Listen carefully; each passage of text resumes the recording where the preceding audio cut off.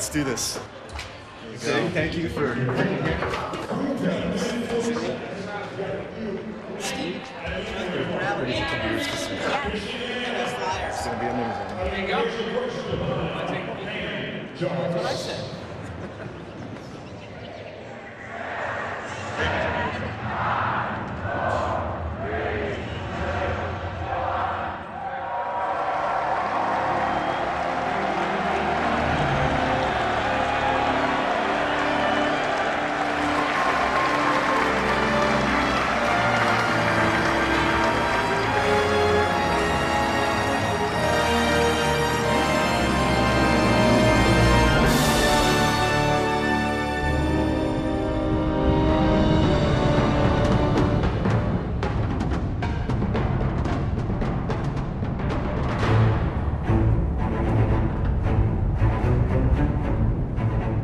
Star Wars was a catalyst to a lot of the stories and games that I've wanted to tell and had the pleasure of making. It's influenced everything that I've done from a very early age. When I started at Respawn, my mission was to start a new team and build a new game. Very quickly, we got 5 guys. We used to call ourselves Team 5 Guys. I was here from the very beginning when we started this team. I was here for all the hiring, help hire the combat team, help interview other designers for the rest of the design department. We try to hire people that have a passion for wanting to make these games and are just positive people. Yeah, it's 5 years since I started on this journey. 5 years. Today, actually. Star Wars came in as a, wow, okay. The weight on the shoulders of the team at the time when we started was just, okay, we're doing this. So let's try to do it as well as we can. I was part of the team that made Titanfall, and then Titanfall 2, and in the midst of that, we decided to have a second team that would create a second game that ended up being Jedi Fallen Order. During the day, I would do Titanfall 2, and at night, I would start working on the Star Wars Jedi Fallen Order.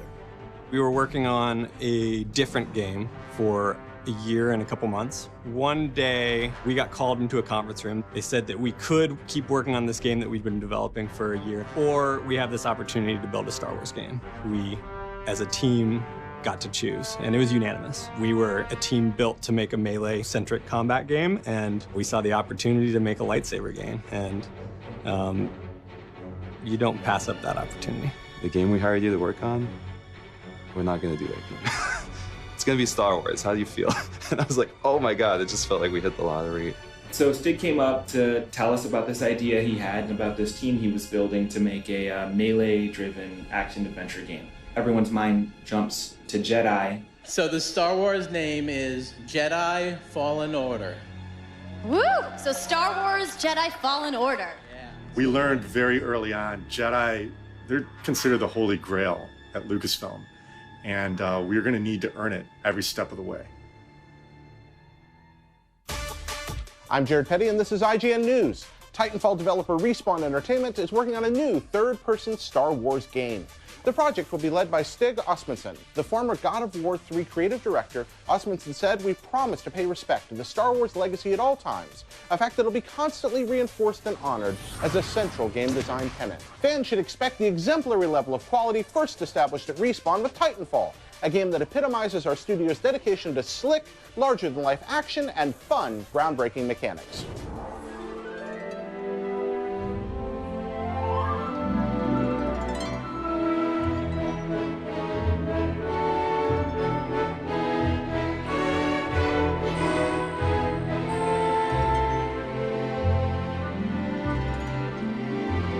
What started as a team of 5, 4 years ago, is now over 140 developers, all striving to translate Star Wars into that signature Respawn gameplay.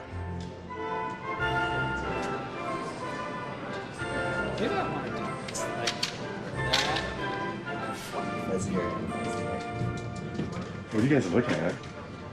Parrying against somebody non-Z that's not targets. your Z target, and what should happen? Stig is easy target pretty constantly. If you parried someone who wasn't your Z target and we switched your Z target for you, how mad does that make you? I wouldn't want that. Yeah, okay.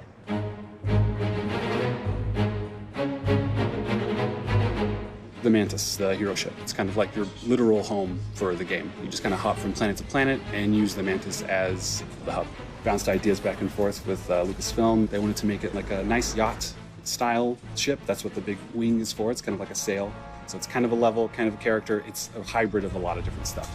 I tried to keep it as close to the same detail style as the original movies. Thought it was really important that we kind of created that consistency between the films and the game. It's really nice to be able to kind of like pick things from other ships and put them on ours. And people have even been able to identify like, oh my God, that's a piece from the B wing or that's a piece from the A wing. So the consistency is there, which is really nice.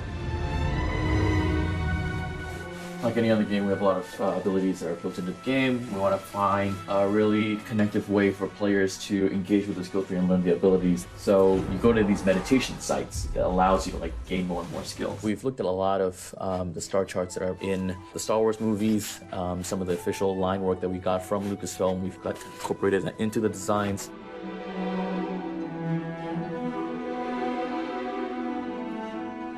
This is him in the back of the cave, okay? Yeah. I think this area should be pitch black, but there should be a source light nearby that leads us over there. But the back could show up, land on the ground, and a rock could fall. My name is Kasumi Shishido. I am a senior producer at Respawn. My main responsibility is working with Lucasfilm on a daily basis and also working very closely with the combat team and concept art team, managing their daily schedules and tasks. Like 10 years ago, I was interning at like a advertising firm where they specialized in game commercials. That was back when God of War 3 came out. My very first job was to clean up B-rolls, and I made a folder for Stig, and I was like cleaning up his like all his interviews and B-rolls. I've never imagined that I would be working with him. The main thing is that this one has a little bit more detail from a far away visual standpoint, but then the front skirt was... Star Wars has been so rewarding and such a passionate endeavor because there's so much history to look into. It's just such an unbelievable chance. This one's all mine. Face and body. Lars, are we still outsourcing the hair? Can I do the hair? So if I'm scheduled, I get to do the hair. Which is my favorite part.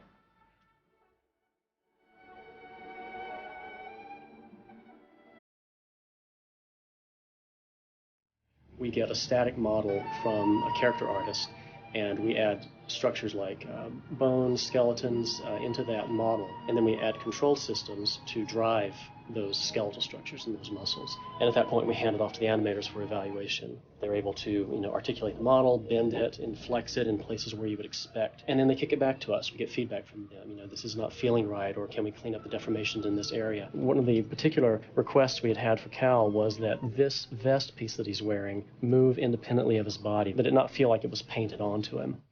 This is a great reference for me to get realistic deformations for different layers of costume. So yeah, this is very helpful for rigging. Now we have real world information, take that back into the game to make sure that it's all as real as possible.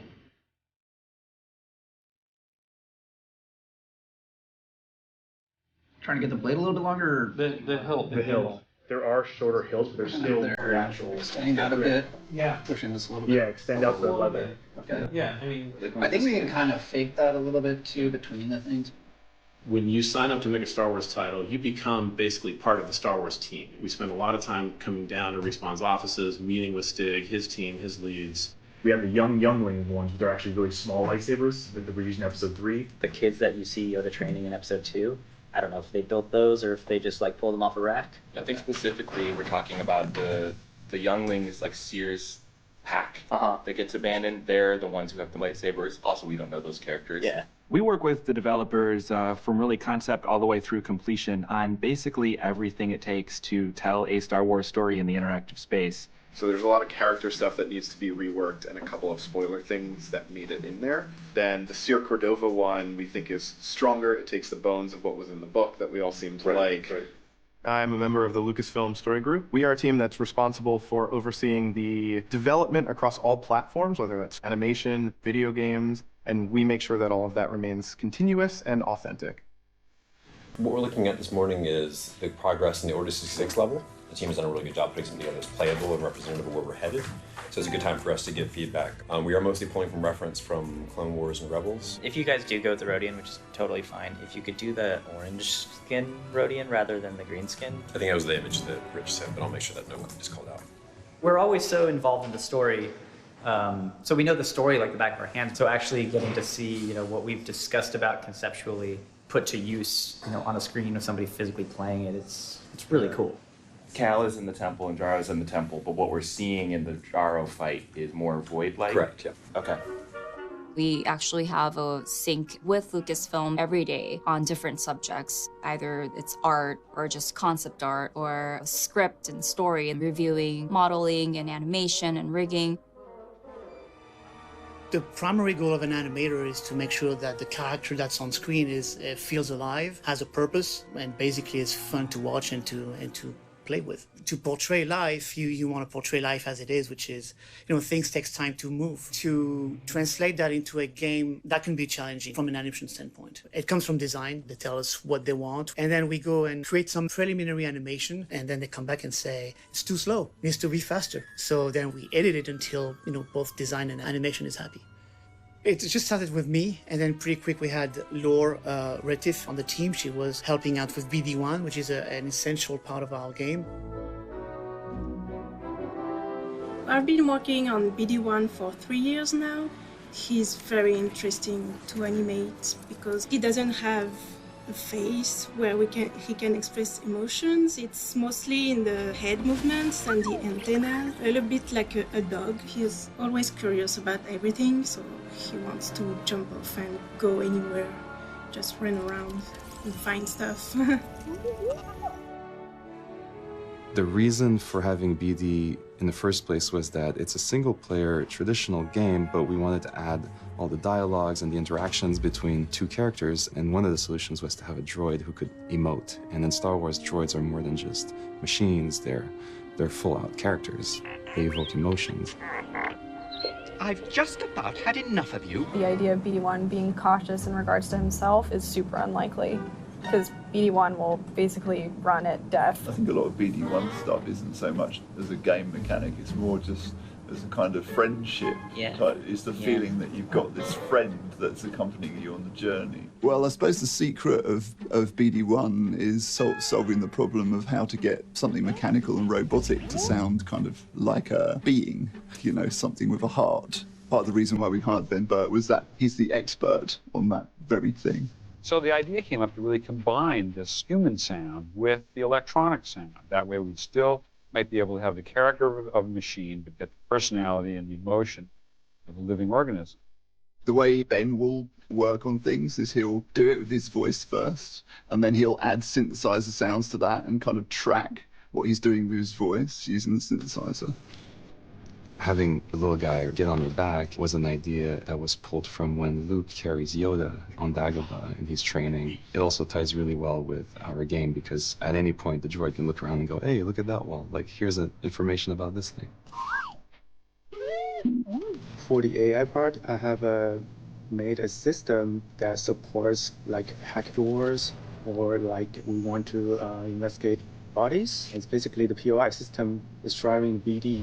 POI stands for point of interest. We use it as a way of attracting AI characters to certain spots in the world. So for BD1, we use it for whenever he wants to scan something or overcharge a power generator, he'll automatically detect its location in the world and start trying to move towards it if he's available for it.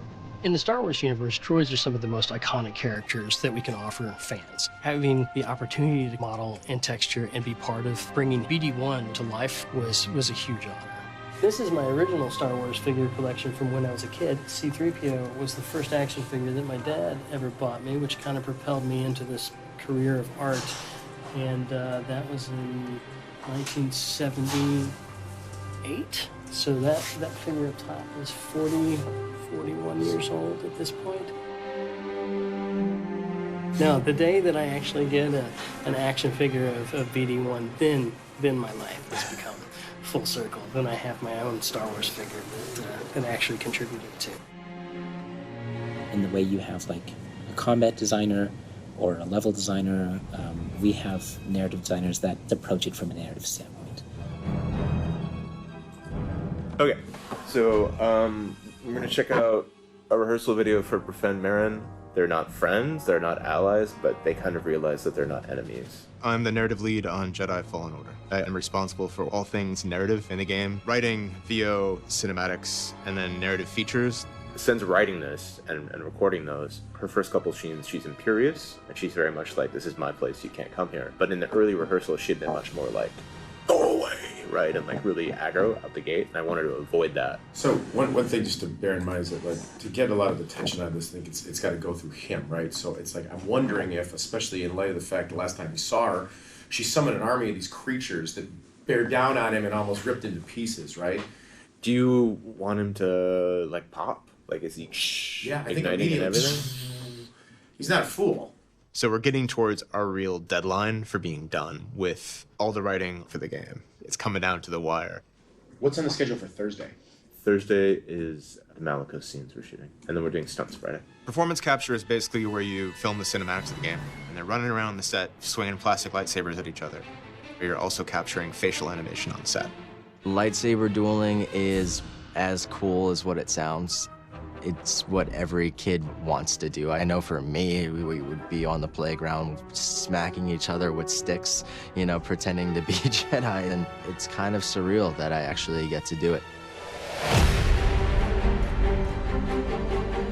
Doing performance capture is the most freeing thing that any actor could ask for, because you're bound by nothing except the lack of talent, in my case. This is fine. Everything's gonna be okay. With Star Wars, there is a language and a tone and everything that's been set before, but I think what's very important was with every new piece within the universe, you want to be able to bring in your own personality. Cal was a Padawan when the Jedi Order fell during Order 66, and he's been living in hiding since then. Order 66 is when Palpatine, who is the Supreme Chancellor of the Republic, pulls a coup and becomes the Emperor. Cal is a person who's on the light side of the Force, but that being said, Cal's relationship to the Force is pretty volatile. He was not finished with his training when the Purge happened, so he has a lot of trauma that's associated with the usage of the Force, and basically every time he taps into it, it's a bit explosive and tends to lose control. I view story as being part of the gameplay experience, and the goal is to make it as seamless as possible so that it feels like this fluid, custom living world. So coming in here is where we build a scene where Order 66 is issued. The level I'm working on is Order 66, which is the experience of young Cal right before the moment where Order 66 transpires and the aftermath, which is a really cool experience because the player actually gets to experience this transitional moment for the Jedi. The idea is as you're coming down, the clones are rounding the corner, coming at you, start taking fire. The intent is that you'll be able to parry, blast back at them, doors slam shut, very Star Warsy. We'll see if we can pull that off. We knew it was time to sort of like pull the lid off the game and show it to the public. We didn't want to reveal gameplay until gameplay was ready to be revealed, and we wanted to do that at a game-focused event like E3 and EA Play. And what we had to show was story and narrative. But we sort of had the opportunity to unveil the game at the peak Star Wars event of the year. For Star Wars Celebration, as we moved forward with the trailer, there was a lot of schedule adjustments, so it was really difficult trying to balance all of that. So we had our internal planning when it came to like what kind of characters we would have done at certain months. But for the trailer, so we have all these stuff that we need for Braca that we're planning to do later, but we need to do ASAP. Star Wars Celebration really brought up the motivation for everybody. It kind of turned the switch on, thinking about the past years of all the work that we put in, growing from like 30 people to we have about 140 people right now. Star Wars Jedi Fallen Order was announced last year, but up until now, not much has been known about the game. Well, that all changed yesterday when EA finally revealed both a teaser image and the official logo of the game. What does it mean? Hopefully we'll get answers this Saturday, April 13th at 1:30 p.m. Central Time during EA's Star Wars Jedi Fallen Order panel.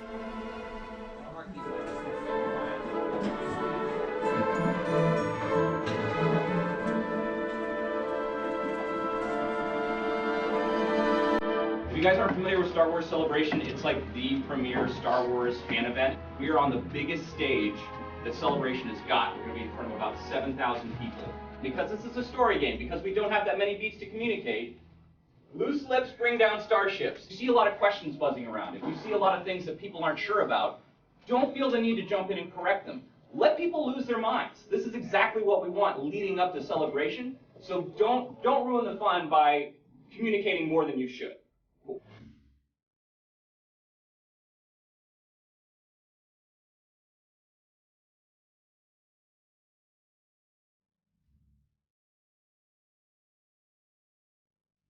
Respawn, I was so pumped. What better than having a chance to do this game than them right now? Because I play Apex Legends, and so Respawn made that. I was like, you know, Titanfall 2, they made that. They're rock stars. Star Wars was one of the only major things that, like, my brother and my dad and I all bonded over together. I'm looking forward to having Force abilities, so I'm looking forward to what they're going to bring to that. I'm absolutely stoked to be able to put a Star Wars lightsaber in players' hands, let them be a Jedi, let them build up their Force powers, and learn different ways to wield that saber. It's incredible. I mean, we know that Respawn, they're just masters at tactical combat. I've been working on Star Wars for going on 15 years now, and to be able to make a single-player Jedi Star Wars game, like, that's why we do this. Walking towards that theater and seeing all the fans like cosplaying outside, lining up. I was actually videotaping it and sending it to my team saying like, oh my god, look at all these people waiting to see our trailer. I'm supremely confident about the game and a total wreck otherwise about my own performance or what I'm going to say on stage. So.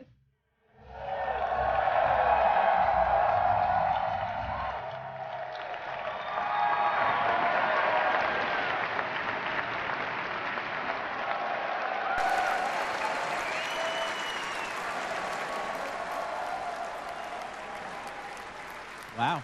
Hi, everyone. Welcome to Star Wars Celebration. Hearing their cheer, as much as I was nervous, I really felt like this is my responsibility to get this right and deliver, you know, what is expected. Myself, everybody on this panel, and everybody back at Respawn in Los Angeles, we're putting our heart and soul into this game, so we really can't wait to show you more. Right at the end when the logo reveals, I get goosebumps too. So I just can't wait to see the reaction. Wasn't always like this. Execute Order 66. We work so much and we're making a game and we get caught up in dealing with the vicissitudes of development. But then sometimes, like today, all that washes away and you're just like, you're kidding me. People are excited about this game, and we're really going to ship in November. My message directly to the team is, here we are. This is real, and it doesn't get any bigger than this. This is a very special opportunity that we have, and I'm confident that we're all going to do it together and have a great game.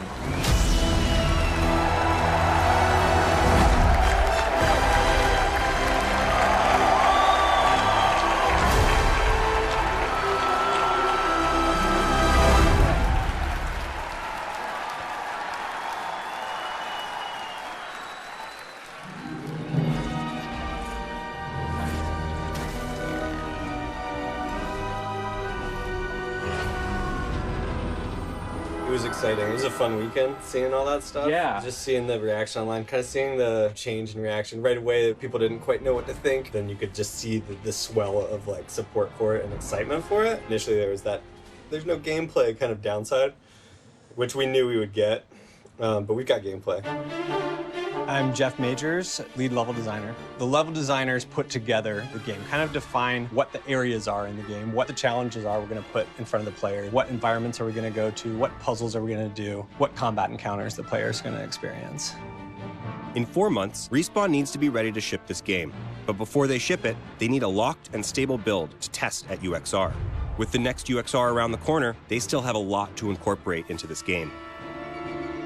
UXR is user experience research. It's where we playtest the game. So we find people outside of the studio to play our game blind. And it's really the first time we can kind of get a gut check of where we are and where we need to go. The ledges were just all crazy, so like we got to make all this clean And so we spent the last few days doing that for the UXR areas. Finding the fun is a lot about iteration. When you're building a level designer will be working on it for 6 months from start to finish. And this is for like a 30 or 45-minute section of the game. It's really about zooming in on all the little moments and details and kind of obsessing over every little moment and thinking what is going to be best for the player at any given time. This whole area here, we just have spiders. It's all spiders. So we need to do something to make it. It feels a little dull. And we're gonna do a damage pass on these guys, right, Jason? There's a lot of factors, right, that make lightsaber combat rewarding. It's the encounter, who's in the encounter, how fast do they die, how good does it feel for them to block your lightsaber or counter you. All those little details and actions, that's the stuff that I always want to like try to improve and make sure every AI is doing their job. Once we get this first pass in, I want you guys to just like play it over and over again, like play that one fight like 10 times in a row, move a guy a meter, play a fight again, die to that fight, try to play it a different way. Like noodle the out of it. Like, yeah. Cool. Thanks guys, good work. Let's just polish over the next week. Yep. The core focus is make a game that reacts really well. How good a game feels has a lot to do with reducing the layers of interference between what the player wants to do and what the game does out of it. At the very beginning, the UI team was just Kevin and I. We had to make sure that we kept each and every part of the map close to Star Wars. Kevin and I went through each and every Star Wars film, looked at each hologram, see which one we wanted to be like. We were able to be very collaborative, exploring how we want the player to feel when they're using the map. Kind of like the idea of we show wall runs just as part of the geo. I want to make sure that like if you're looking for it, you can see it. We should be looking at like the larger game, especially considering that that's what this UXR is all about.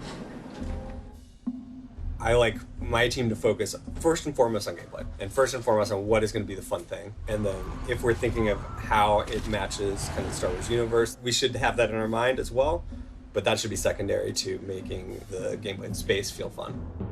We just pull random people from the team and just sit back and watch them play it, and we just chat about it and kind of hear their thoughts. We get a lot of the first obvious feedback from these internal playtests. What happened?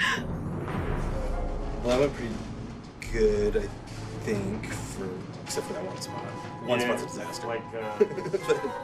With a game this size and with this many people working on it and with the polish level that we want to hit for when we playtest the game, there's just a lot left to do. I mean, when it works, I like it, but it seems like it works. It's broken more than it's working. Right now, yes. Okay. If we want him to have this kind of motion, some of the pivot, it feels like the pivots are triggering too easily now in my mind, and I want to pull back on them some now. And the more we pull back on them, the less they're going to start triggering when we don't want them to trigger. The pivots are just to sell the idea that if you're turning hard, then you get an animation response to that. Bruce and Fabrice had started developing the system that would allow this high fidelity animation, but not sacrifice responsiveness. And then it's up to me to make that animation sort of reassemble itself appropriately inside the engine. A lot of games that are as responsive as ours aren't quite as nuanced. It's difficult to pull off the animation fidelity but still have them move at these superhuman speeds and reactivity. How do you really find something that's fun? I don't really know that there's an answer to that other than just you keep on trying. You keep on iterating. It's usually good to have some type of guiding light. I'm just a sucker for David versus Goliath. Cal going up against the entire Empire and the entire galaxy. He's also going up against these giant mythical beasts. So this is the gigantic like bat boss fight, Dathomir. It's a 3-phase boss fight that we've got lined up. Basically, as the player's going through Dathomir, you'll get some previs of a bat flying by and stuff happening, picking up night bros and things like that. Eventually, the path kind of narrows you down into this kind of a section, and then this is kind of where we first encounter the bat. All of a sudden, boom! Huge, gigantic bat comes in. Are you introducing boss names? Like when they pop up, are you going to be like, big flying bat on the screen? Yes, we are. Yeah, Good question. Yeah. Well, we call them wow moments. We basically want people's jaw to drop from the floor. They pick it back up and it falls back down again. So the story is that, like, hey, you're hurting him. He doesn't like this. His hands are a little bit wounded. He'll crawl out. and you think you're safe. Hey, cool. And then, lo and behold, boom, bat flies by, a little bit wounded, is not a fan of yours right now. And he's like, I couldn't kill you in this cave, but out here, I win.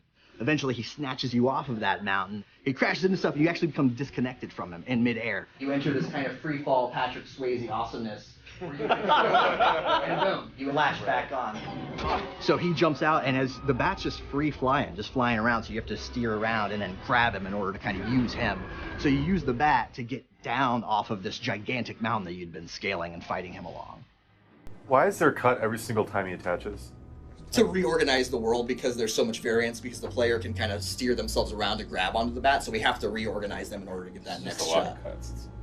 There's one every time he grabs on, so there's 3.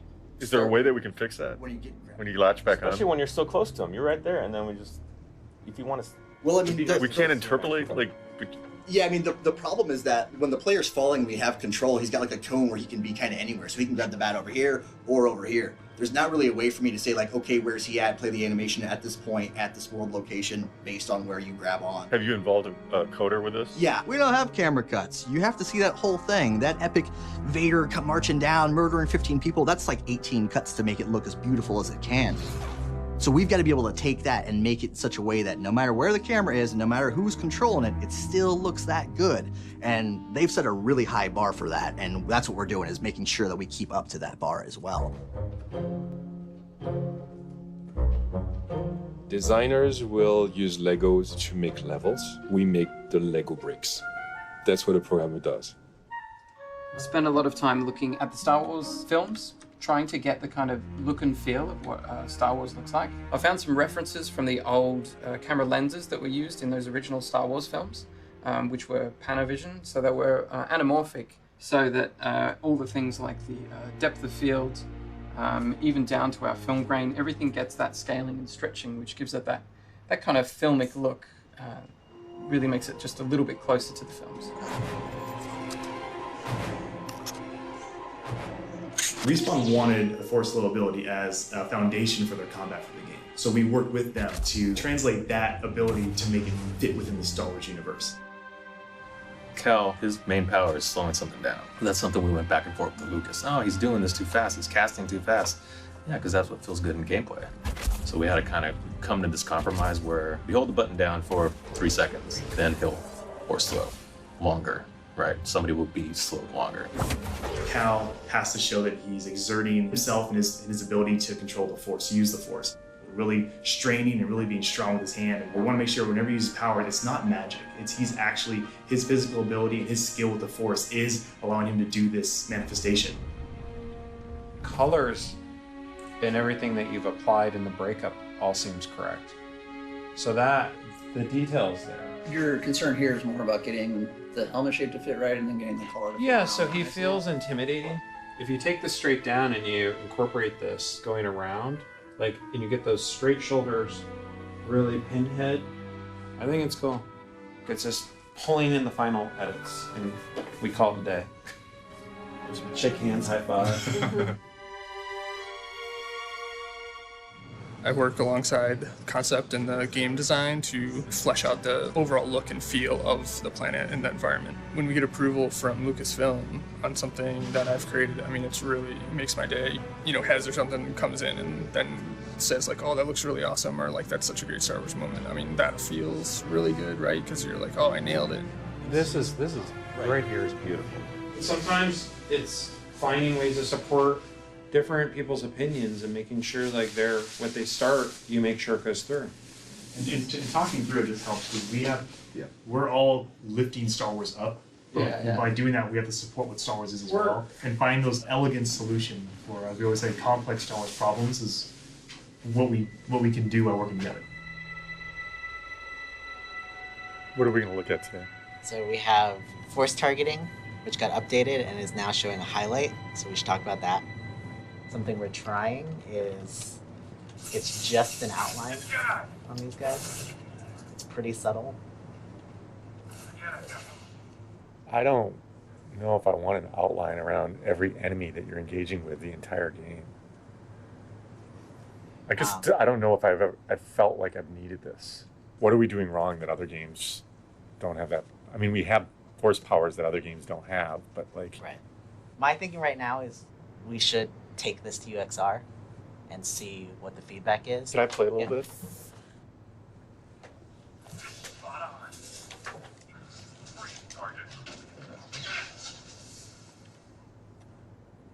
To be honest, when I'm playing it, it's not bothering me as much because it is a really subtle effect. But if it's so subtle, is it even doing anything for us? Seems like it could be off for 90% of the game. So That's kind of what I'm getting at. We're going to turn something on for 100% of the game that could really be off for 90% of the game. Right. I don't know if that's the... Sig doesn't come in and dictate. It's more, he can come in and be like, okay, well, here's what I'm seeing for the game from a bigger vision than what just the story, just the art. So like, how can we make it all work? A lot of compromising, yeah. That would trigger the cinematic the first time. And we go into this cinematic where you save the two rebels on Parsons. Do you kill people in a cinematic? We don't do that anywhere. Is this the one that you and Aaron were talking about a couple weeks ago when we were going through cuts? Yeah, he said we were going to do this in gameplay, not in a real cinematic. Like, we're going to find a different way to do it. We can't kill somebody in a cinematic. Yeah. We just want to go from enemy to enemy and feel like you're in real time taking out 5 guys in a row. But if there's an intro cutscene or some kind of like long delayed moment that breaks that pacing, then to some players that's going to be a bad reaction. But we're making a Star Wars game that's very story driven and cinematic, so that's kind of the new wrinkle. Well, we should sync back with Aaron on this one. Aaron and John have been working really hard to get all of the PCAP going and getting all of our scenes shot, but there's a huge task of implementing all of those in-game. Cinematics is something that we started later than everything else. Getting a script through, Lucasfilm is just completely dialed into this. This is a Star Wars story, and it took a long time. It took a ton of effort. The team was just kind of focused on making a game. I think we all kind of miscalculated how long it was going to take to make the story. We have a mountain of cinematics that we have to get in the game. Each one is challenging.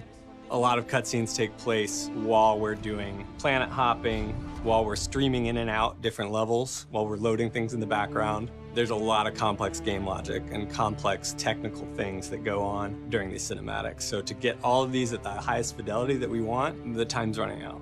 I know the team that's working on it is extremely dedicated. They've been on basically a mission, just shooting all the PCAP. I know the story's good, but it comes down to execution. What goes into here is such heart and such soul, such work. You have to capture the reality. You have to capture the truth. You have to capture the transparency. You will be tested. Yeah. But I'm ready for this. I don't mean just here. Every Jedi faces the dark side. And it's very easy to fail. One of the biggest themes in this is nobody is perfect, and maturing and trusting the Force means you have to allow mistakes and even have to allow that maybe the mistakes are okay. You're still struggling, even after cutting yourself off from the Force. Failure is something that we tend to define ourselves by, and we tend to hold on to failure stronger than nearly any other emotion. It's what creates change within us. You will always struggle. But that is the test. It's the choice to keep fighting that makes us who we are. So when Seer hands him her lightsaber, it's, on the one hand, a functional thing, because we want the hero's lightsaber to eventually have ingredients from Jarl Tapal's, his former dead master's lightsaber, and then ingredients from Seer Junda's, his new mentor's lightsaber as well. From a character perspective, Seer's warning him. She's saying, even if you succeed here on Ilum, even if you succeed tomorrow, next month, there's a challenge every day you wake up, and it's really easy to fail. And when you do fail, there could be consequences. So it's kind of a word of warning. Even though she's encouraging him to go out there and get back on the horse, find a kyber crystal, she's saying there will never not be hills and challenges. It never gets easier, you just get stronger. Cut. So they'll give us something like this, very, very rough. We'll start timing out the edit, the action, make sure everything flows, and get it approved. And then it'll go to the actual animation team. Tomorrow's lock. Or, yeah, I mean, really it's like however late people work tonight, it's tomorrow morning's lock. Things are always breaking. But once we lock things down, it becomes easier to track what's breaking what. So tomorrow we're going to lock things down. People have a lot invested, so they're trying to get the things that we know are bugs that we want to get in, but also or polished, but also things individually that people want to get in to make it as good as it can be. Bugs let you know what you need to fix to ship the game. Bugs is the friction that players will experience, and you want to reduce as much friction as possible. From what I've heard, the build has become progressively more unstable. We locked at 4 p.m. and now the focus is just trying to get a stable build. Everyone's kind of on fire right now, so see how it goes. Blair is a person, he is the producer tracking all of UXR. First comes stability, so anything that actually just breaks the game from a progression standpoint, we call it 0, and it has to get fixed because the player you can't beat the level or the creature or whatever it is. Closer and closer you get to the deadline, you just start to triage things out that aren't as important to the player experience. And then I work with the QA lead and the lead level designer to be like, of these 10 things on you or on your team, which do you think is the most important? He's taking a look at the whole list of bugs and goes in and prods people and asks them progress. So we're waiting Monacy to fix one more change. She's testing it. She's twiddling her thumb. Yeah, she's just essentially waiting so we can kick off the build. So we have one right left. We have one bug left. One bug left. And that's the one that shipped? Yep. That's it. Yeah. Down to one. Down to one. So I'm gonna have to. Wait, so who's working on it? Monacy. Can we look from afar? You cannot. She's a programmer. She's in the zone. Production update, yay. I actually just wanted to thank everybody. I know I've been bothering, I think, everybody here almost, except Aaron, about UXR stuff. I originally set what I thought was, I essentially set us up to fail. I put too much in the UXR build, kind of knowingly, just to see how far we can push stuff. You guys got it all in, and it's working, and it's a huge amount of game, and it sets us up for alpha amazingly. I've never been more proud to be part of a team of such amazing developers. You closed 750 bugs over 3 weeks. So thank you. I know there's lots of learnings for how we can make this process easier and better. I'm sure not everybody's super happy with me right now, but you did something really amazing. So thanks.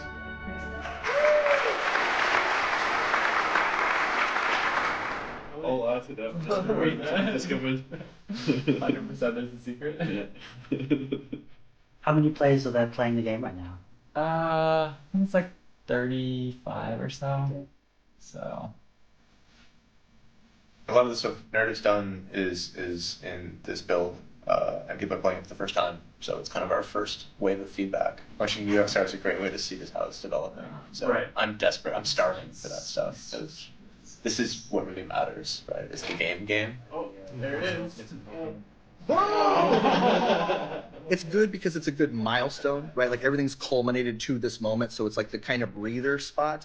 So you get to kind of sit back and do it, but you can't exactly enjoy it at the same time because you know that there's more work coming from it.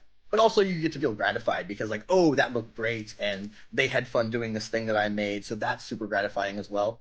No matter what the results are, good or bad, you know. If it's great, then you know what's good to enhance on. If it's bad, you know what to start trimming from. Is the very first time you open the planet map when all 3 of these planets are there? Yes. Yep. That's not great. Yeah. I mean, we decided very early on that we wanted to do multiple planets and traveling your spaceship between planets because that would make it feel very Star Wars. That was a pretty recent change that we allow you to go to Dathomir right after Bogano. The plan used to be that you would have to go to Zepho and then you would unlock Kashyyyk and Dathomir at the same time, but opening it up earlier makes the game open up earlier, which is kind of fun to see, but it's hard, so we'll see how much people like it. It's that classic game design thing of let the player go to Mordor right off the bat and get their ass kicked. Yeah. That's Dathomir. That kind of skill check. Oh, my little dip backflip. Oh,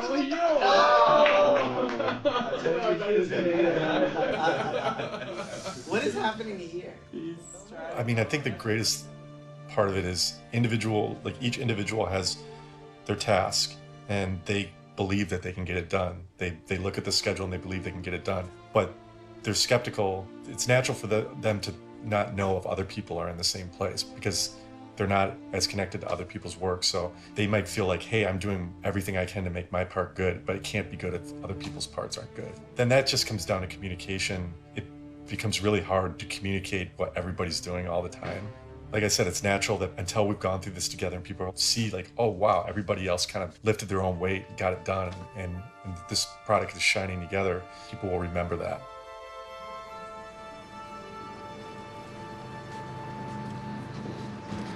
The game is looking kick-ass. That's it.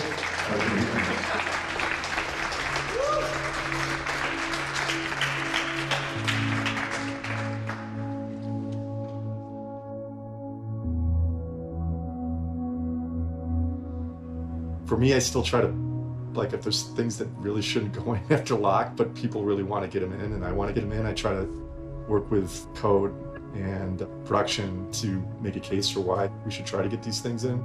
Next Tuesday, we're branching, so we'll open up the tree again and everybody can start dumping all their normal work in and the game will break again. But we'll have a branched version of the game that we can really be very careful about what we're inserting in that, because we're just going to be chasing stability at that point. Branch is what we'll use for E3. E3 for several decades now has been one of the most important moments in the calendar year for the video game industry. EA Play happens the weekend before E3 officially starts, so we kind of get ahead of all the noise and are able to show people our games and get their reactions and get that conversation going. Gamers nowadays aren't going to make up their mind and form a definitive opinion until we show them gameplay. So this is going to be the biggest inflection point in terms of sentiment in our entire campaign. We want to show them what they want. This raw, unedited demo that's going to prove that we're delivering the goods. Pretty much everybody I've talked to about it is like, do not show the AT-AT for the first thing that we ever show. Because we don't want to give the impression that we're, you know, some just climbing around Lara Croft game, because that's not what we are. This is a moment in our game, but most of what you're doing is going around and kicking ass with a lightsaber. Right. And I worry when I hear that there's, you know, like basically the first thing that anybody's going to see is not going to represent 99% of our game. Right. For EA Play, we really wanted to give people what we thought they wanted. It was the first time we were going to do live gameplay. We didn't take sections of the videos. It was like essentially me in a room for the weekend, and I played it until I nailed it, and then I played it again until I nailed it again, and we sent those two off. And there was like thumbs up on that. This is video that would be like, feel like straight gameplay. Like there's no one on stage playing, but it's not like there are a bunch of cuts and edits like jumping ahead or back or anything like that. It's kind of straight from meeting Saw, continuous all the way through to the Purge Trooper fight. Yes. Cool. That start was made for the first thing for us to show to public. That's because it was supposed to be an EA Play as a purpose. Just because we have to get booking for E3 stuff, are you guys 100% sure we don't want to let press have hands-on?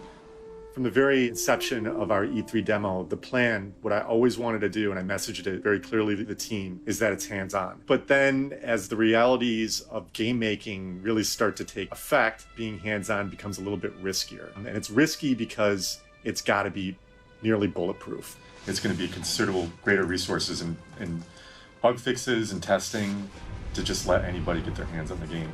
As someone who's been marketing Respawn games for a while, there's so much that's hard to communicate about how controls feel that you just can't get across in, like if I could tell you a million times, like it feels really great to play, it feels like you forget the controller's there. Everyone we brought in to actually like play with this thing, even UXR, like it's like, oh. We're going to be planning these big E3 media events. We better be careful. And I don't want to get in a situation where we have to cancel something that we've spent a lot of money and put a lot of investment into if we're just not going to be able to do it. I know it'll be like a late last minute call, but just I need to put that value out. There was just no way that we could guarantee that we're going to go hands-on with this. It looked like the only time we were really going to get clarity on that would be maybe a week or two before E3. We're just going to get a behind the closed doors room for press and judges to get hands-on, but if we don't use them, we'll just use them for interview rooms. It might be more expensive, but then it's fine. Yeah. I could get behind that. New game, biggest IP in the world. First time we're showing gameplay. One thing this team has shown and proven through history is that they come through at the end.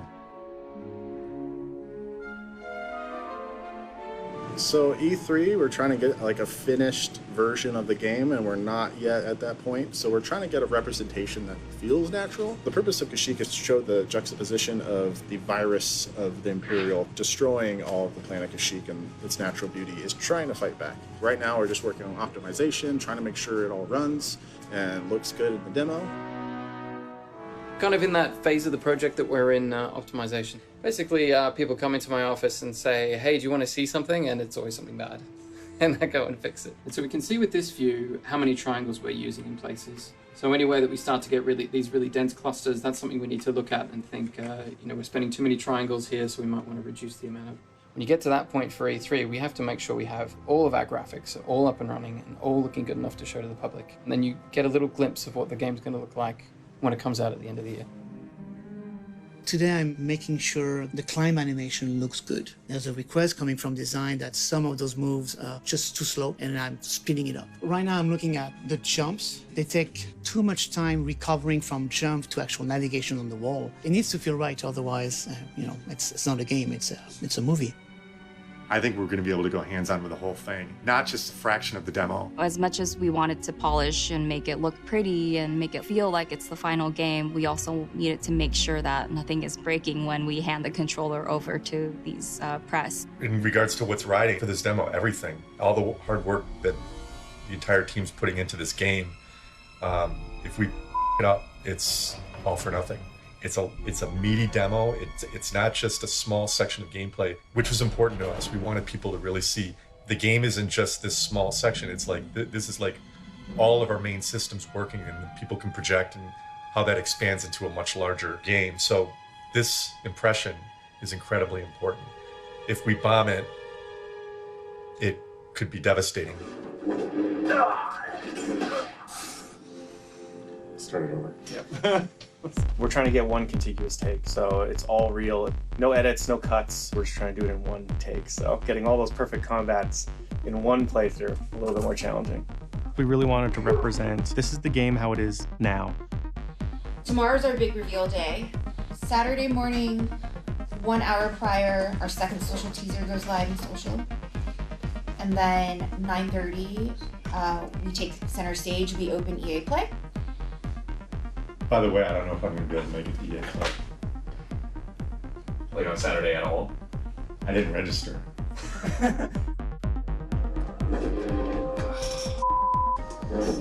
Start over. I start with asking people on the team whose content I'm gonna play through, what do you want to show off? But when you start playing, it's a live game, and our AI works how our AI works for the real game. I'm trying to do a cool move, but during that, a spider jumps on me and breaks the flow. The longer the demo goes, the more risk. That guy that's next to the door, you can sprint on him and do just like uppercut at him.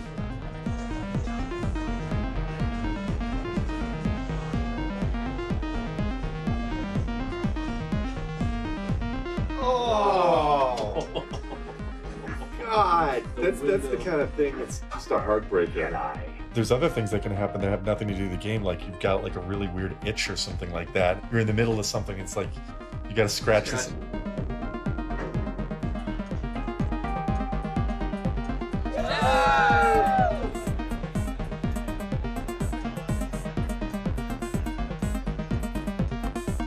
I just want to, I want to show this to the team and have them be like, oh, that's it.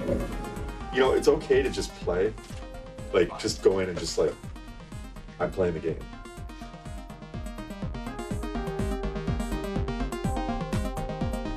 It's EA Play. We're about to unveil gameplay to the world. Just hope everybody loves it. My hands won't falter.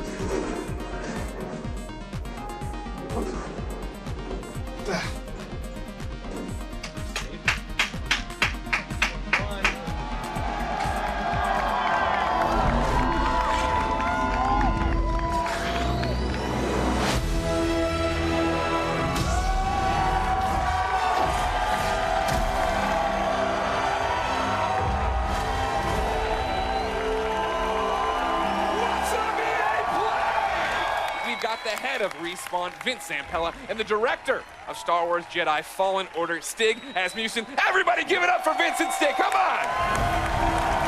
Keep it going, they're making a Star Wars game.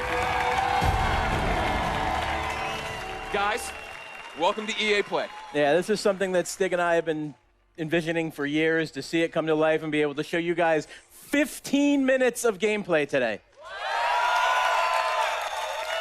Uncut. All right. So everybody's anxious to see what this 15 minutes is going to be. They'd like to see the game. We've gone on long enough. We're not going to drone. Let's do it. Vince, well, let's roll. Would you like to kick it off? Let's go.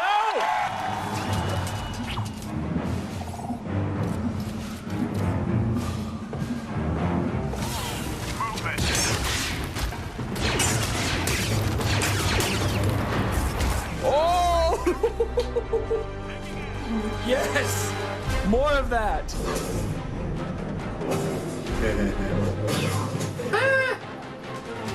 Nice. Gonna need to get through here.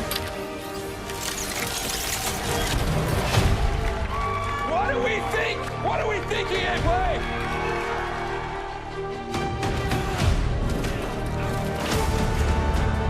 I didn't get any sense that there was anything going wrong at EA Play. But I started reading all the different articles that were a little confused on what we showed. With the EA Play gameplay reveal, there was a bit of misconception over what our game was. The gameplay we saw at E3 underwhelmed some people who thought it looked fairly generic. Yeah, it felt like a pretty standard linear action game, maybe even a little Uncharted-ish with lots of climbing and melee combat. We wanted to showcase every ability we could and show off all the cool moves. In hindsight, we probably should have just put it on hard because it did make the game seem a lot easier. We wanted to hit a slice of the game that showed off the core lightsaber elements, but in doing so, we kind of missed the opportunity to show everyone our nonlinear structure, our Metroidvania level design, our planet hopping, interactions with the crew, these big set-piece moments. The only way you can feel how good the game is to get your hands on the controls. That's the only way. E3 2019. I am going to be behind closed doors, giving demos and hands-on to various press people and potential E3 judges. I hope everybody just loves the authenticity we're trying to bring to Star Wars. Hopefully the time and the effort we put in this game is shown, so people respect that. That's the goal. I was skeptical, I won't deny that, but Respawn is definitely amazing with gameplay and with story. So I mean, who even knows like what's gonna be like? I'm hooked, I'm into it. We're having a press, like IGN, Game Informer. It's basically like 30 minutes block of time, and we're just getting press in to try out the game. It does feel good to play, so there is a lot of depth to the combat system. I do not think the combat in this game is going to get boring anytime soon. Once anyone gets their hands on the game, they fall in love with it. The biggest takeaway I got from the brief hands-on experience I had was that the combat is very satisfying and challenging. Everything has been very, very positive. You see people walk in looking pretty tired and exhausted, and they walk out with a huge smile on their face, so that's what we want to see. The combat feels great. It's very, like you would expect from Respawn. It seems like there's a lot of growth in his abilities. You will get new force powers as the game goes on. I can't wait to see where it goes. So many people have walked out of here going like, okay, I see where we're going with this. When you actually play, the game flows exceptionally well. Though we only played for 5 minutes, I found the demo to be extremely fun. I feel like once you get your hands on it, you'll feel as I do. Whenever I run into any of my coworkers, I've been trying to tell them like how well it's going, because they might just be reading this online thread still, and that's it. It's been exciting to see people finally get their hands on it, get real reactions. Don't look at me, look at that. It's so good. It's been a wild week. Still trying to process it, and it feels really good right now. These last 3 days I've been fully focused on E3, but tomorrow, back to work. We gotta finish the game.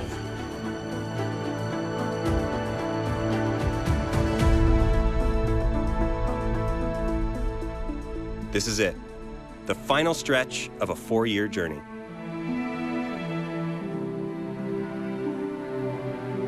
I'll be working on the lightsaber probably until the day that they tell me I can't work on it anymore.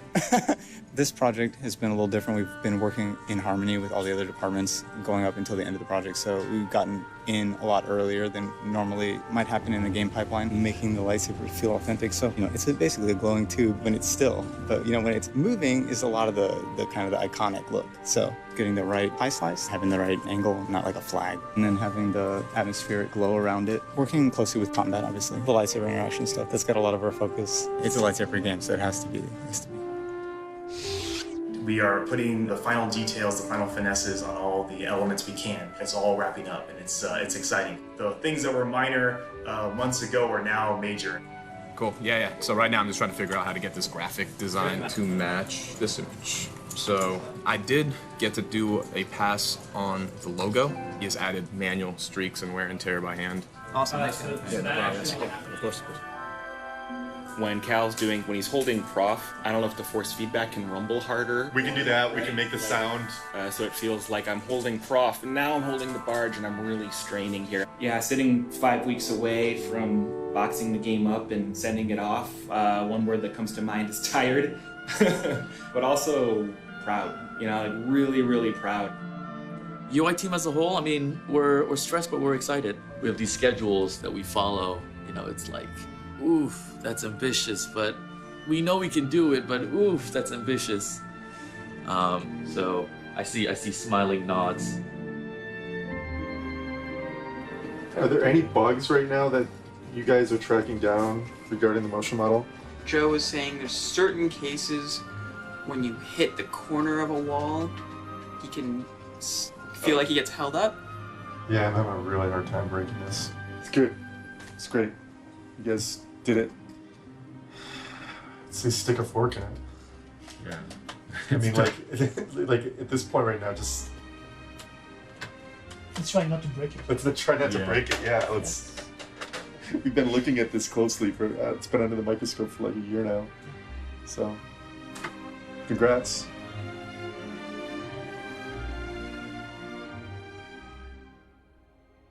You survived, Cal. And you're not alone. Not anymore. We're coming up on our destination.